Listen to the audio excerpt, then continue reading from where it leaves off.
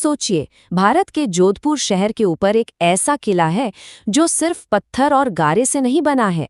नहीं, मेहरानगढ़ की कहानी तो असल में श्राप, बलिदान और एक असाधारण विरासत के धागों से बुनी गई है। ये एक जीती जागती कहानी है और आज हम सब मिलकर इसके पन्ने पलटने वाले हैं। जरा देखिए इसे। जोधपुर के आसमान पर मेहरानगढ़ किला एक चट्टान पर कुछ ऐसे खड़ा है मानो समय को ही चुनौती दे रहा हो। इसकी हर एक दीवार ताकत, सहनशीलता और कला की एक अलग ही कहानी सुनाती है। तो सवाल ये है कि आखिर एक ऐसा किला बनाने के लिए क्या करना पड़ता है जिसे कोई जीत न सके? इसका जवाब हमें सीधे किले की नींव में ले जाता है, जहां एक ऐसी कहानी दफन है जो श्राप और बलिदान से बुनी है। तो चलिए सबसे पहले बात करते हैं इसकी शुरुआत की। देखिए, इस किले की कहानी किसी आम इमारत जैसी नहीं है। इसकी तो नींव में ही रहस्य, श्राप और एक असाधारण बलिदान की दास्तान छिपी है। सबसे पहले तो इसका नाम ही देखिए, मेहरानगढ़। मेहरान का मतलब है सूर्य और गढ़ का मतलब किला, यानी सूर्य का किला। ये नाम राठौड़ वंश के सूर्यवंशी होने का प्रतीक है, जिनकी ये शानदार विरासत है। बात है 1459 की। शासक राव जोधा एक नई, ज्यादा सुरक्षित राजधानी बनाना चाहते थे और उनकी नजर पड़ी एक ऊंची चट्टान पर, बिल्कुल सही जगह। लेकिन एक मुश्किल थी। उस चट्टान पर चिड़ियानाथ जी नाम के एक संत रहते थे। अब जाहिर है, जब संत को वहां से हटने के लिए मजबूर किया गया तो वह नाराज हो गए और उन्होंने एक श्राप दे दिया, तुम्हारे किले में हमेशा पानी की कमी रहेगी। सोचिए, रेगिस्तान में एक किले के लिए पानी की कमी का श्राप, ये तो एक तरह से मौत की सजा जैसा था। तो अब इस भयानक श्राप को कैसे बेअसर किया जाए? इसके लिए एक बहुत ही असाधारण, बल्कि कहें तो चौंकाने वाला उपाय सुझाया गया। एक ऐसा बलिदान जिसकी आज हम कल्पना भी नहीं कर सकते, लेकिन उस वक्त किले के भविष्य के लिए इसे जरूरी माना गया। वो था एक जीता जागता मानव बलिदान। और इस मुश्किल घड़ी में राजा राम मेघवाल नाम के एक व्यक्ति आगे आए। उन्होंने स्वेच्छा से, अपनी मर्जी से ये बलिदान दिया। उन्हें किले की नींव में जिंदा दफनाया गया। उनके इस महान आत्मत्याग ने ही उस श्राप को तोड़ा और किले के निर्माण का रास्ता खोला।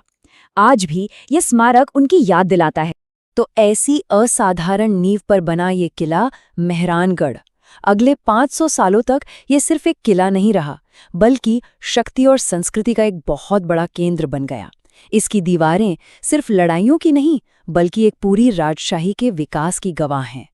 और देखिए, ये किला कभी एक जैसा नहीं रहा। 1459 में राव जोधा ने नींव रखी, फिर 1544 में जब शेरशाह सूरी ने इस पर कब्जा किया तो इसकी किलेबंदी को और भी मजबूत बनाया गया।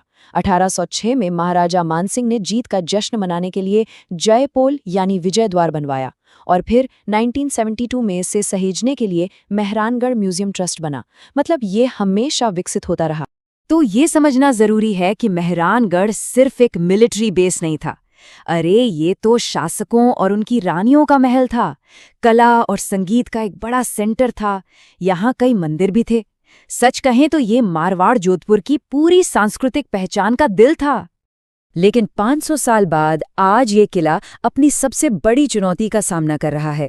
और मजे की बात यह है कि ये चुनौती किसी बाहरी दुश्मन से नहीं, बल्कि अपनी ही जबरदस्त सफलता से पैदा हुई है। एक अजीब विरोधाभास है ना? जरा इस नंबर को देखिए, 10 लाख से ज्यादा। हर साल इतने लोग इस किले को देखने आते हैं। ये जबरदस्त सफलता है, इसमें कोई शक नहीं। लेकिन इसी सफलता ने एक नई मुश्किल भी खड़ी कर दी। वो मुश्किल ये है कि जो किला कभी जोधपुर के लोगों की पहचान, उनके गौरव और उनकी रोजी रोटी का केंद्र हुआ करता था, वो अब मुख्य रूप से बस टूरिस्ट्स के लिए एक घूमने की जगह बन गया है। और जो स्थानीय लोग हैं वो इससे थोड़ा कटा हुआ, थोड़ा दूर महसूस करने लगे हैं। और यही वो बड़ी चुनौती थी जिसे मेहरानगढ़ म्यूजियम ट्रस्ट ने पहचाना। किला दुनिया भर में मशहूर तो हो गया था, लेकिन सवाल ये था कि क्या ये अब भी अपने ही लोगों, अपने समुदाय का दिल था? इस मुश्किल का हल निकालने के लिए किले की देखरेख करने वालों ने एक बहुत ही साहसिक योजना तैयार की, एक नया नजरिया अपनाया। एमएमटी की सीईओ राजकुमारी शिवरंजनी राज्य की ये बात इस नई सोच को बहुत अच्छे से बताती है कि महान सांस्कृतिक जगहें सिर्फ पत्थरों, ईंटों और सुंदर नक्काशी से नहीं बनती, बल्कि उन लोगों और कहानियों से बनती हैं जो उन्हें जिंदगी देते हैं। मतलब असली आत्मा दीवारों में नहीं, लोगों में है। तो उनकी रीथिंकिंग 2025 स्ट्रैटेजी के 3 बड़े हिस्से हैं। पहला, म्यूजियम को और बड़ा बनाना, जिसमें सिर्फ राजा रानी नहीं बल्कि सैनिकों, रसोइयों और दासियों की अनकही कहानियों को भी शामिल किया जाए। दूसरा, जो जगहें म्यूजियम का हिस्सा नहीं हैं, वहाँ लोकल कारीगरों के लिए वर्कशॉप बनाना, ताकि वो अपना हुनर दिखा सकें और बेच सकें। और तीसरा, किले के आसपास के इलाकों को भी विरासत के तौर पर विकसित करना, जैसे Rao Jodha desert rock park. तो ये जो नई सोच है, ये सिर्फ पुरानी चीजों को बचाने के बारे में नहीं है। नहीं, ये तो अतीत और आज को एक साथ लाने के बारे में है। किले को एक बार फिर से एक जीती जागती, सांस लेती हुई जगह बनाने के बारे में है, जहां इतिहास और आज की जिंदगी साथ साथ चलें। इसका एक बहुत अच्छा उदाहरण है ये म्यूजियम शॉप। इसमें 35 स्थानीय पुरुष और महिलाएं काम करते हैं। तो ये दुकान न सिर्फ सांस्कृतिक चीजों को बढ़ावा देती है, बल्कि सीधे सीधे समुदाय को सपोर्ट करती है, उन्हें रोजगार देती है। तो मेहरानगढ़ की पूरी कहानी से हमें एक बहुत ज़रूरी सबक मिलता है, वो ये कि किसी भी जीती जागती विरासत का भविष्य सिर्फ उसकी दीवारों को बचाने में नहीं, बल्कि उसके लोगों को सबसे पहले रखने में है। और आखिर में ये हमें एक बड़े सवाल के साथ छोड़ जाता है, क्या इतिहास को सिर्फ देखने के लिए सहेजा जाना चाहिए या फिर उसे जीने के लिए?